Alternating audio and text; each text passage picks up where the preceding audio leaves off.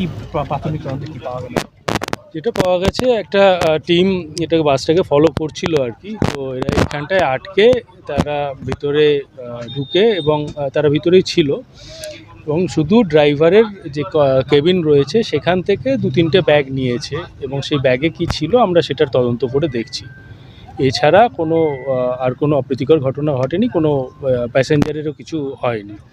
ওদের কাছে নিশ্চয়ই কিছু খবর ছিল যে বাসে কেবিনে কিছু রয়েছে, সেটা হয়তো নিয়ে গেছে। বলছি যে গুলির শব্দ পাওয়া গেছে, গুলি চালিয়ে না, গুলির কোনো চিহ্ন এখানে পাওয়া যায়নি, আমরা বাসকে খুঁজে দেখলাম। বন্দুক ঠেকানো হয়েছে মাথায়, সেটা বলেছে, আমরা কমপ্লেন নিয়ে আমরা তদন্ত করে দেখছি।